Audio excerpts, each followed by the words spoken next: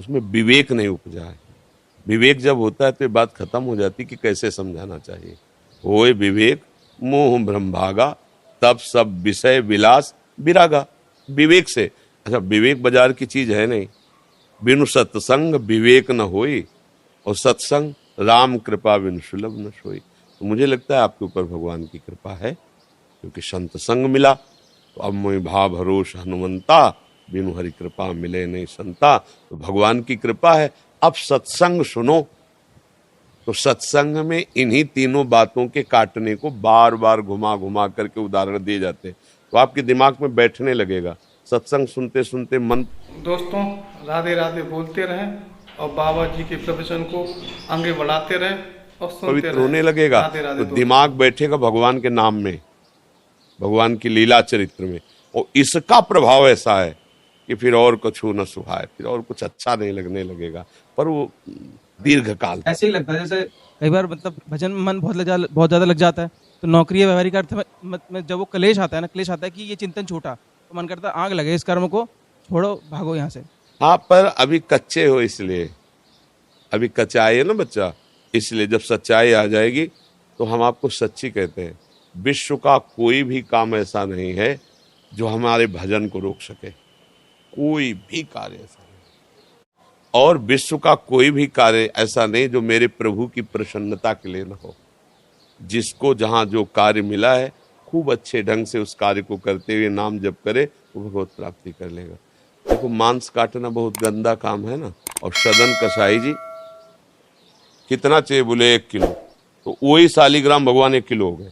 कितना चाहिए, 2 किलो, वही शालिग्राम भगवान। और हर गड़ासे में नाम चल रहा है, भगवत चिंतन। वो किसी जीव को नहीं मारते थे, कसाई कुल में जन्म था तो वहां से कसाई वाड़े से, पर है तो निंदनीय न कार्य, पर स्वधर्मो निधनो श्रेया पर धर्मो भया। वो अपने धर्म का पालन करते हुए निरंतर नाम जब, तो सब बात बन गई बच्चा। कोई भी कर्म हमारे भजन में तब बाधक होता है जब हम अपने सुख के लिए अपने धर्म का त्याग करके आचरण करते हैं। अगर हम अपने धर्म में अपना सुख लें तो वो भजन ही बन जाएगा। जैसे गृहस्थी में ब्याह हो गया, अब एक पत्नी व्रत या एक पति व्रत, धर्म से वही गृहस्थी सफल हो जाए। अब उसी में व्यभिचार शुरू, अन्य अब अधर्म हो गया, अब जल हो गया, पाप बन गया।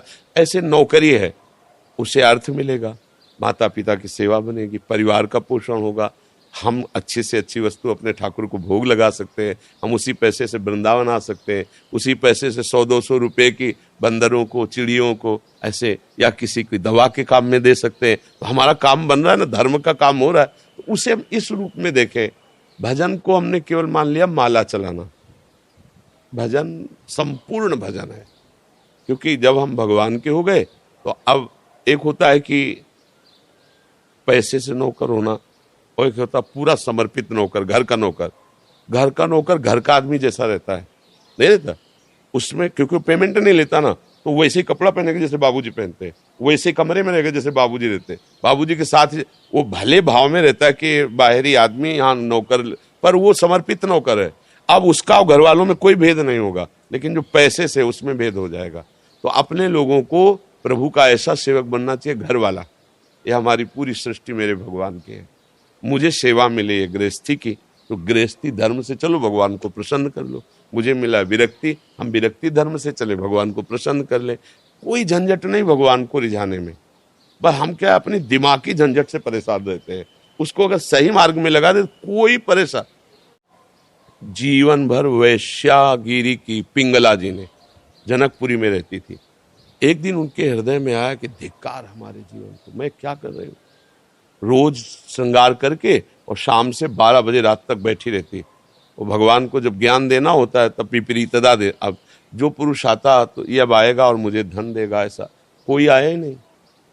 पूरा अब सोचो इंतजार में बैठे, कोई आया नहीं।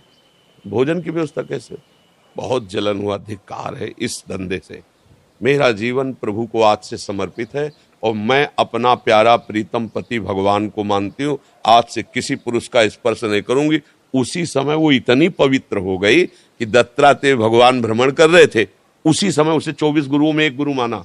उसी समय, मतलब उसने कोई साधना नहीं की, निश्चय किया कि आज के बाद खत्म। मतलब निश्चय में कितनी पवित्रता हो गई कि भगवान ही दत्तात्रेय जी है। और दत्तात्रेय जी ने 24 गुरुओं की लिस्ट में उसको अपना गुरु माना, पिंगला को। तो बात समझो, अगर हम निश्चय कर ले कि मेरे भगवान, मैं प्रभु का और इस सारी सृष्टि मेरे प्रभु की, अब जो प्रभु सेवा देंगे ईमानदारी से करूंगा लेकिन प्रभु के लिए, बस महात्मा हो गया। खास बात समझनी, धर्म पर डटे रहना। अधर्म करोगे, एक दुष्ट आदमी गाय को मारने के लिए पीछे दौड़ा और गाय ऐसे जंगल में घुस के ऐसे निकली।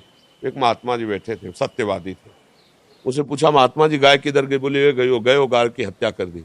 तो गाय की हत्या का जो अपराध हत्या करने वालों को लगा वही महात्मा को लगा, गौ हत्या, और उनको नरक जाना। तो उनका हमने क्या किया है? बोले तुमने गाय को मारने का सहयोग करवाया। बताए, सत्य को भी बहुत समझदारी से करना है। सत्य बोलने से किसी की हत्या हो रही, किसी का नाश हो रहा है, तो ऐसे सत्य को राधे राधे, उस समय झूठ बोल दो, उसको निकाल दो। कई जगह शास्त्रों में ऐसा पाया गया है। अब आप किसी की जीवन रक्षा हो रही, जीवन बन रहा है, मैं 2 शब्द बोलने में क्या होता है? क्योंकि सही बात पूछो तो सत्य श्री भगवान बका सब असत्य है।